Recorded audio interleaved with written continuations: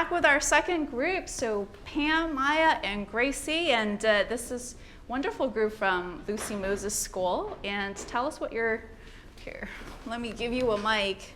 Tell us what you're playing. We're playing the Bruch clarinet trio, and then we're doing the with a violin, and we're playing the fifth movement, Romanian melody. Okay, thanks.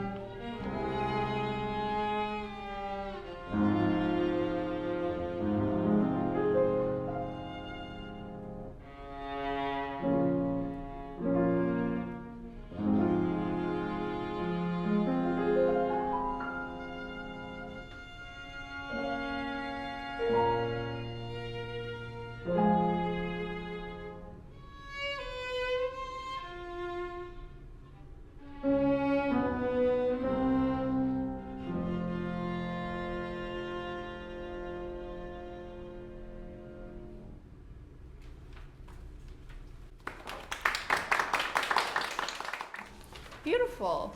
How do you like the piano, Pam? Oh, Yeah. can I take it home?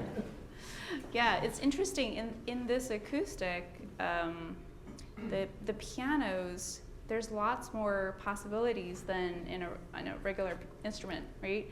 And also in this space, because it's so intimate, it's worth maybe exploring different shades of piano and maybe different degrees of piano, because it can get like a lot softer than usual. Yeah. So that's where I think I'd love to explore. Masumi? This is the first time I've heard this with violin, which is interesting. It sort of changes the piece somehow, and maybe it gives it different possibilities. It's interesting because there's much more of an alignment with two-string players versus it's quite different. Although tonally, a viola and a clarinet are really aligned, right? I mean, we're sitting in that clarinet register sweet spot. So there's, yeah, but then your two strings. So that it's interesting to me, just to hear this. But one of the things, whenever I play this piece, I'm always on that side. So it's kind of funny, because you're turned this way. Did you talk about it, or were you just yeah, I'm just gonna go to the viola spot? Yeah. Because sometimes even you could even do a boom, boom, boom. Because then cool. and then you're also you if you had a little bit of a line like that, but then it might feel a little bit skewed, but at least your F holes are facing outwards. So that might be nice because it's such a beautiful line that you get to sing, and if you're how am I doing? That's the viola conundrum in general. But Should I try it? Yeah. You could, yeah. Should we just switch? Well, try going into second violin spot. Just see what that's like. But a little bit like this and like that. I mean, if you have a little bit more space on a stage, you might be able to mess around with that. But it's kind of nice. Twisting your head 270 degrees I don't know. Hold your fiddles up and see what that looks like. I mean, it might feel a little skewed, but it's kind of nice to see everybody, isn't it? Hey, oh look. So I don't know. You could play around with it and consider it. So it's such an evocative title, right? Romanian melody and I think sempre arpeggio, right? And I wonder if it's almost like a hammered dulcimer kind of a thing. Oh, you're right. Yeah. And I think one of the difficult things about this is kind of trying to reconcile singing with speaking, right? Because have you thought about that at all, the singing speaking aspect of this? Did you talk about that? Singing while playing it, but not so much versus speaking. So I hear the singing, right?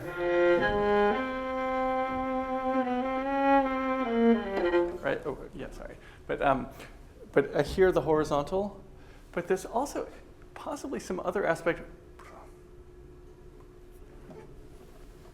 just sort of stating.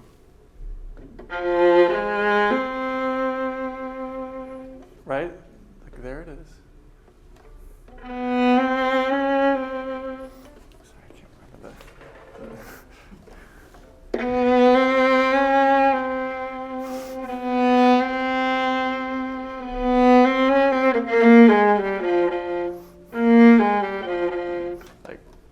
there it is.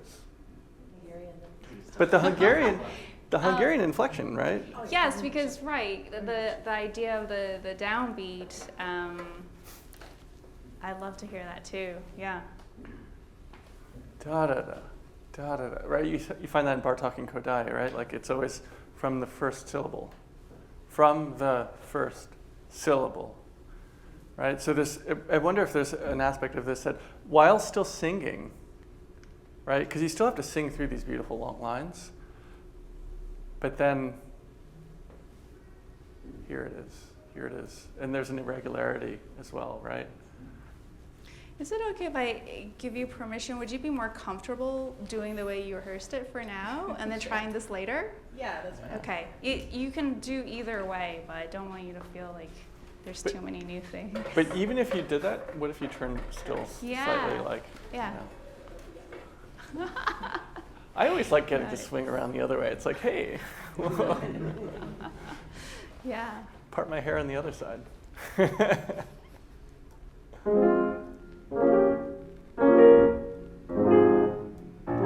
Now, what if your second downbeat can also be a little more goal-oriented? Dun dun dun bum bum. Would that give it more of a line?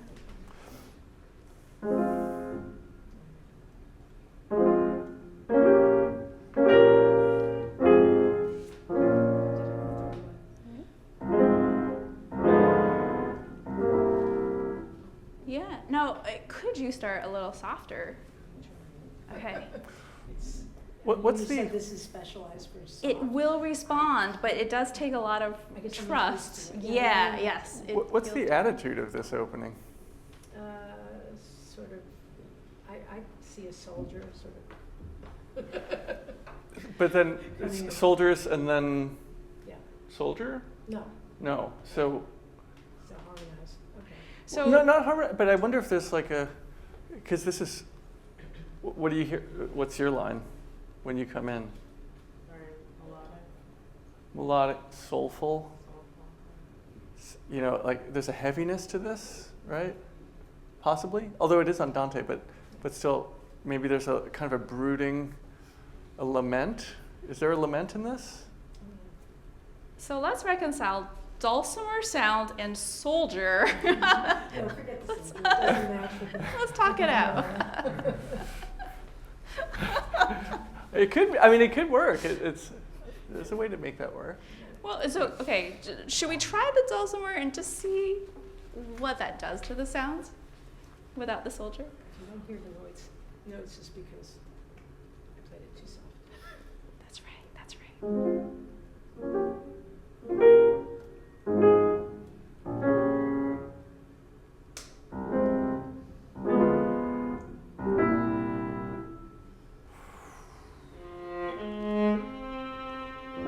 Is there a reason that you want to wait that long?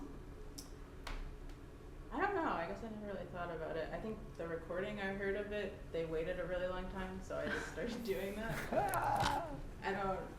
You think it should come like right as soon as she finishes? That's very honest of you to tell us that, and that's really important. Honesty is really important. I just think it has to do with what you're actually hearing in the moment.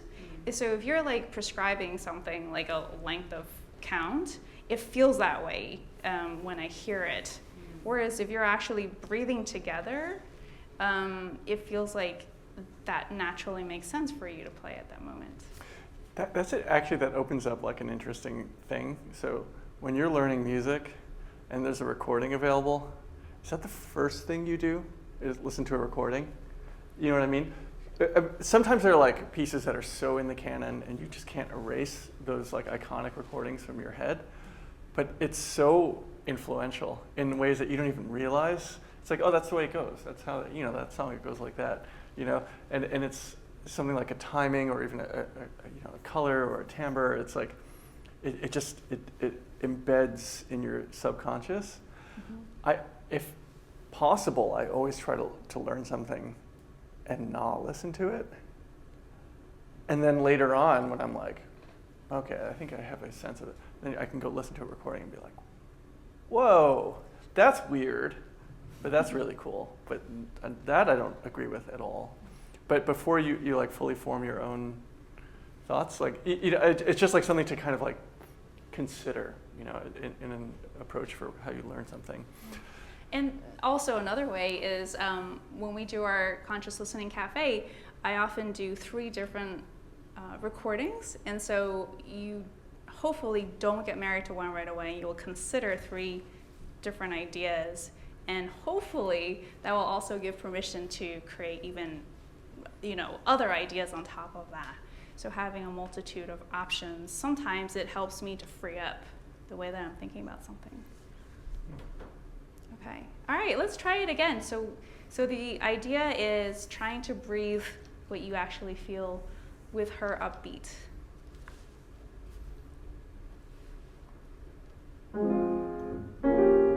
You had a really soft piano before. Did you like it or no? Yeah, but Okay. I'm not used to it. Yeah. So the prep breath is really helpful. We're like trying to get a smaller sound, because if you can have a slower attack, it allows you to get a lot softer sound. Wow. Bass.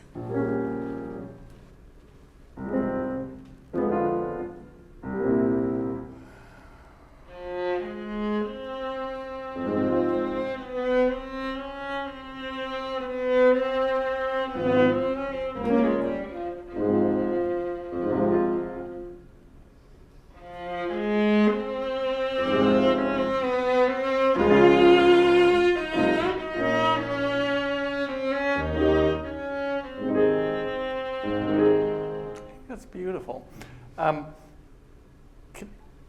Can I suggest an experiment? Try not leading.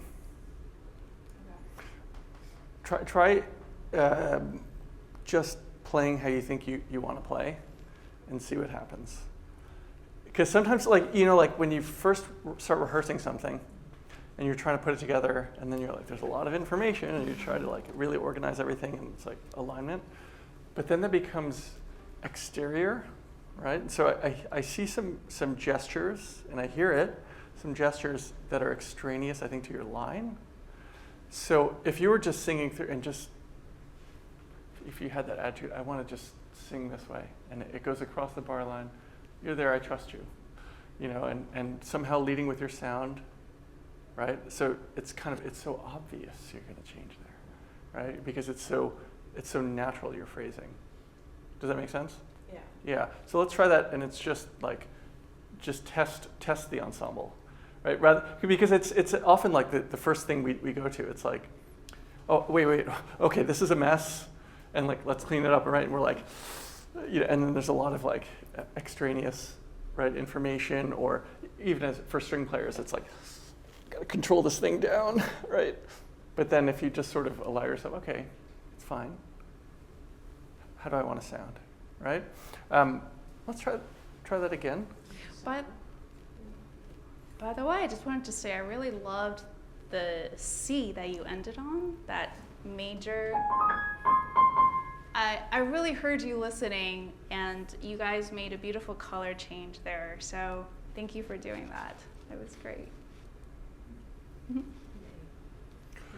But one quick thing before your entrance, is the door closed or is it open? Harmonically, do you hear it opening or closing? Or left open or closed? Do you want to give her the chord? Yeah. A little bit open, right? So that might affect your concept of time when you come in. Right? You are inevitable. Your entrance is inevitable. And I think you just breathed on the third beat rather than the and of the third beat, which is what you were doing. Oh, Yeah? yeah.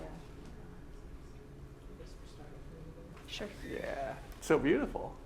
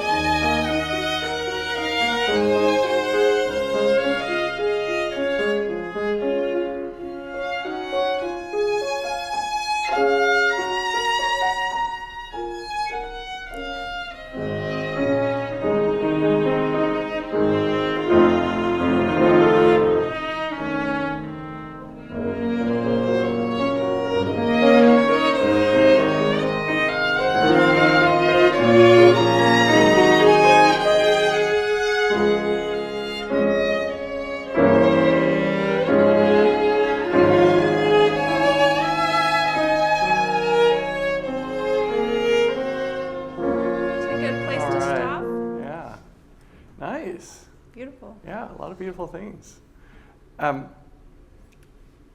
We still have some time, right? Yeah. Yeah. One thing that I played a fair amount with Pressler, and he was always insistent on trying to decide who was first voice, right? First voice and second voice. And I wonder if, even though you're all kind of going at it, right? There are a lot of moments where I kind of want to have a better sense of like who's got the primary line, and then if you have that, like, you know, okay, when you come in, you're taking the tune. I'm going to add something to that. You still have the tune, but there's a sense of like, I'm supporting you, or I'm commenting on what you just did, right? But there's a little bit of a sense like when things get a little bit more complicated, that it just gets a little crowded. And I think you can still, it's not a volume issue as much as an attention issue, right?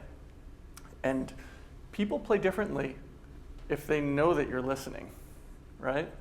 Like if I know that you're listening to me and that you've got my back, right? Then I'm like, okay, I can take a little time.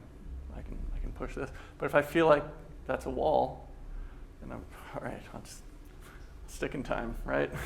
and I'll go with it. But there's a sense of like, hey, I'm gonna support you in this. Do what you need to do, right? Just like in the opening, like that was so great. Like Yeah, right? good You job. just like That was you were great like, opening. I'm reading your mind. I know where you're gonna go, and right? And I'm helping you phrase, right? So can we try like the end of your line, like just before C, and when you hop up the octave, are you closing the door or are you opening the door? Possibly, right? You're leaving the door open.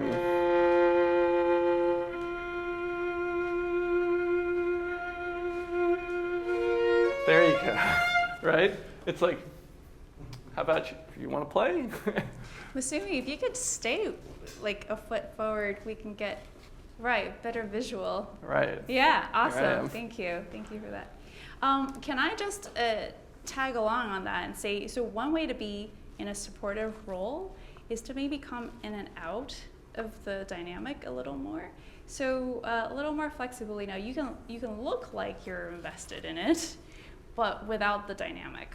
And I think some of your bass notes, actually the bass is an exception, because the bass line actually supports what's going on above. But the rest of the stuff, the coming in and out, I think would make it super clear for us that there's three voices going on. Yeah. Is C a good place to start, or two before? Two before C. I'm just going to throw this out there. 4 flats, a lot of lamenting. Consider experimenting with sitting on the low side of pitch rather than the upper side. Like even though it's reaching, there's like a heaviness. So you can sometimes even skew slightly flat, and it's like, it's good. So 2 before C.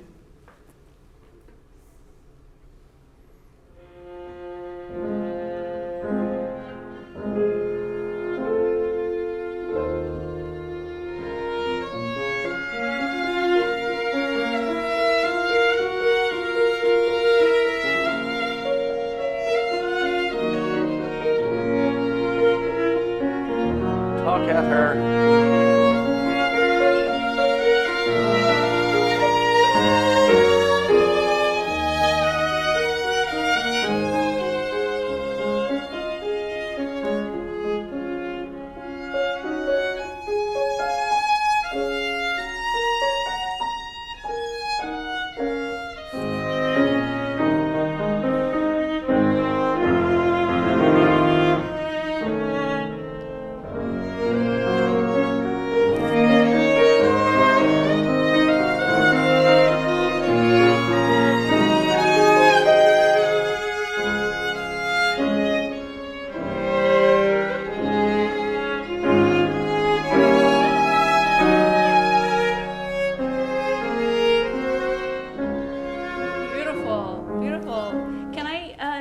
With 2 possible things we can do with a piano part. Do you mind if I sit down? Okay. So one is that when there are leading tones, it's always nice to bring them out.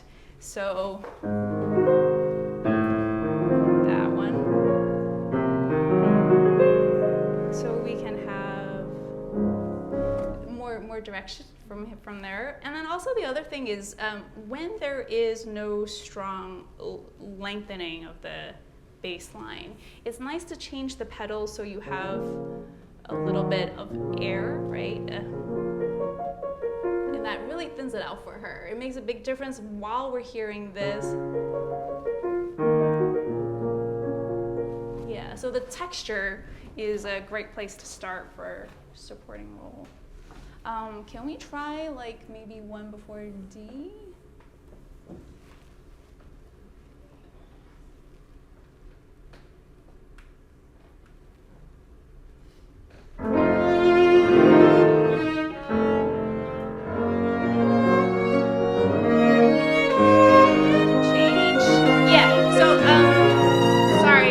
So for example, like changing on the second beat, is there any reason that you, okay, that one, I see, because of the long note.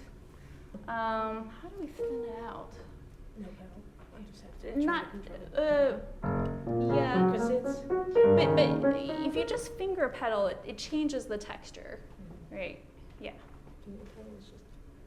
Finger pedal means just to hold it. Right, you have the bass line, but you don't have all this fuzz on top. Yeah.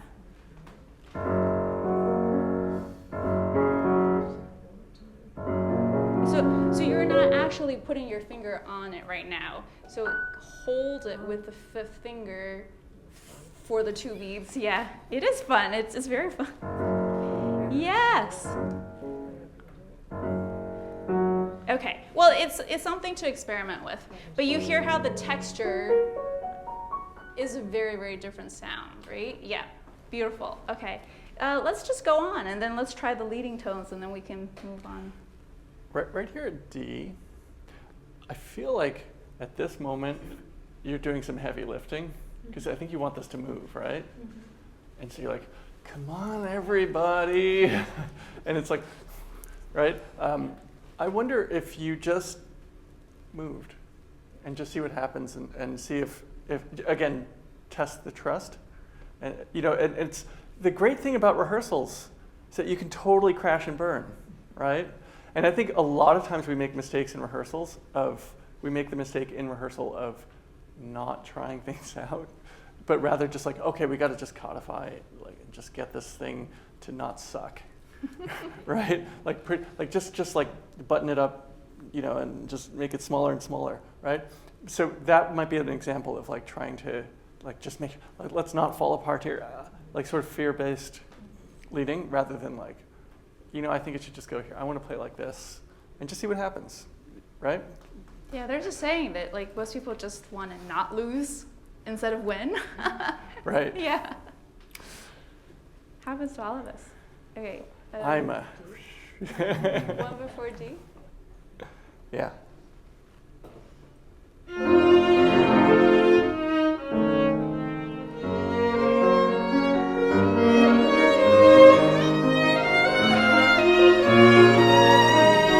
There's that can really help move it. Yeah.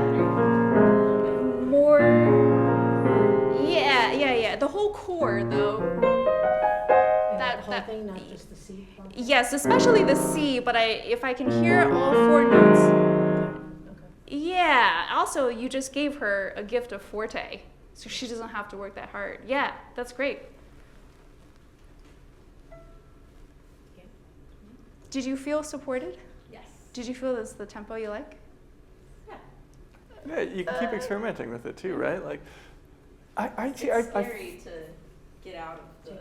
Take over. The safety, yeah. But you see it happening a lot. Like this is, I think, like one of the big kind of ensemble errors to make is like when things start getting a little bit squishy and you feel like, oh, it's not totally locked in, then you start seeing a lot of this, right? Like, but then the problem is what happens is you start getting like bobbleheads. Like it's like there's a misalignment until finally you can like. So you actually almost exacerbate the problem.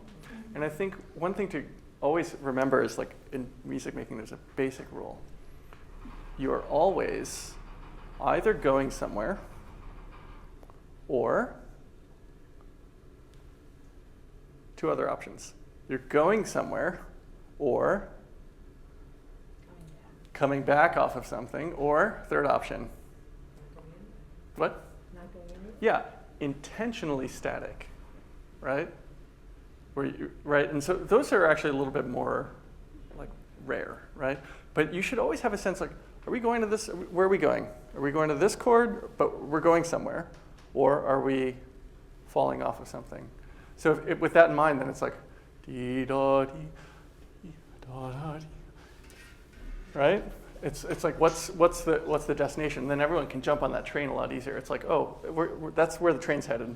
Let's get on that train, right?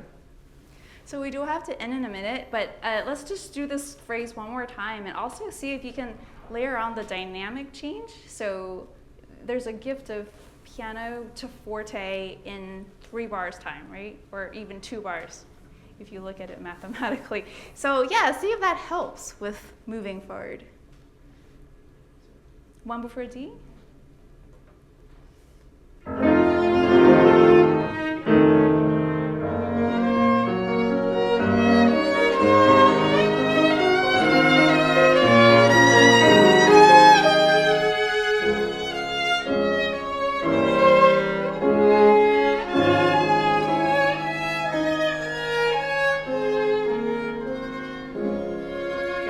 Good, beautiful. Yeah. Thank you so much. That was beautiful. Yeah, great job.